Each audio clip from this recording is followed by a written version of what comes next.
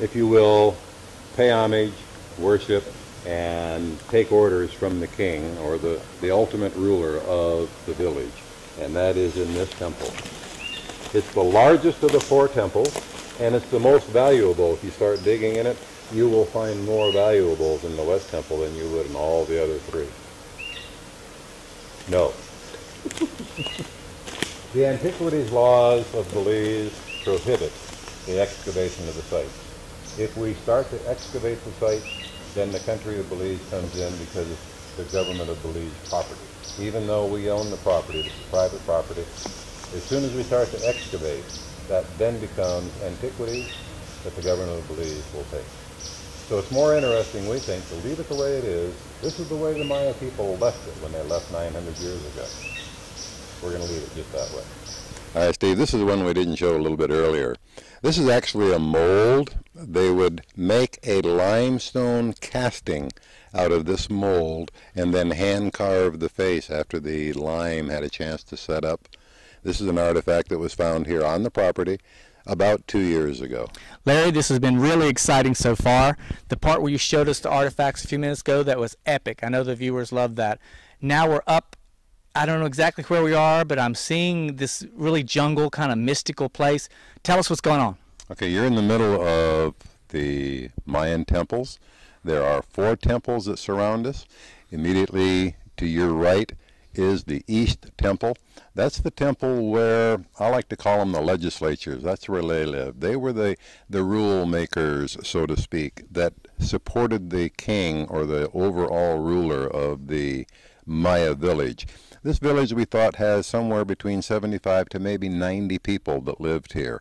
So it required a government, it required some organization, and it required some control. So the legislatures, the congressmen and the senators, etc., lived over here. That's why this temple is a little bit larger than the temple you just looked at.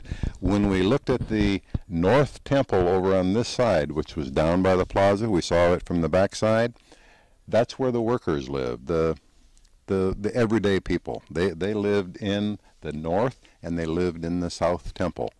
The actual ruler, the king, whatever you wanted to call him, of the Maya village lived in the West Temple. Now we can't view the West Temple here because of the vegetation, but it's almost twice the size of the temple behind us. Well, let's walk around a little bit so that the people get a closer look at what's going on.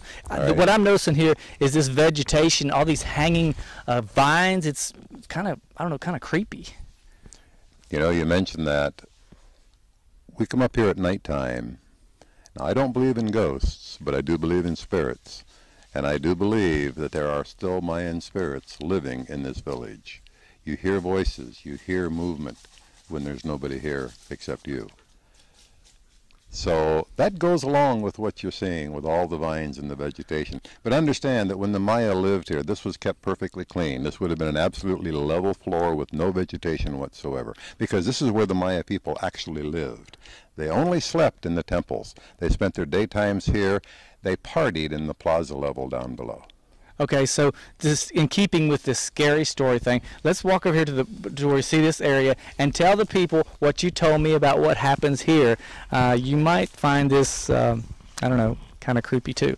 So if the camera can see this, can you see the hill? Can you see it? All right, well, let's see if we can get in front of the camera. Let's move over just a little bit further. All right. Tell us what you were telling me before. All right. The Maya people believed in self-sacrifice.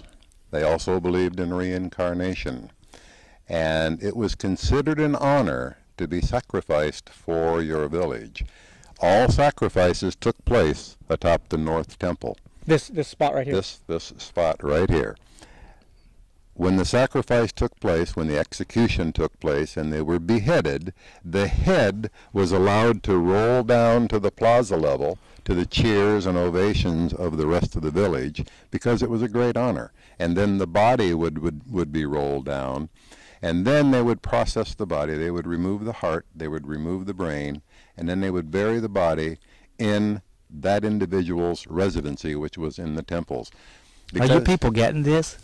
And because they believed in reincarnation, the spouse was also executed or sacrificed with her husband, and they were buried with all of their worldly possessions, because in the next life They needed these possessions to continue living. You needed your mate, you needed your tools, you needed your pottery, so it was all buried with you in your quarters in the tomb, so that when you were reincarnated, you had everything you needed to start living again. So let me get this straight. On this very spot was the scene of, I guess you can't say murders because these people chose to die, right?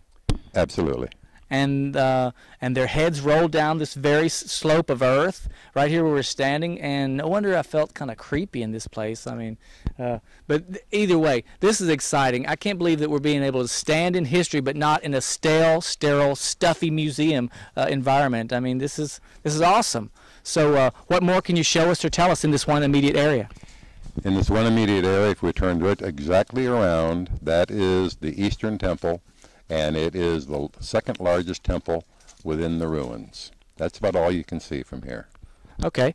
Well, we've seen a lot. Show us more in other areas. Pleasure. Okay.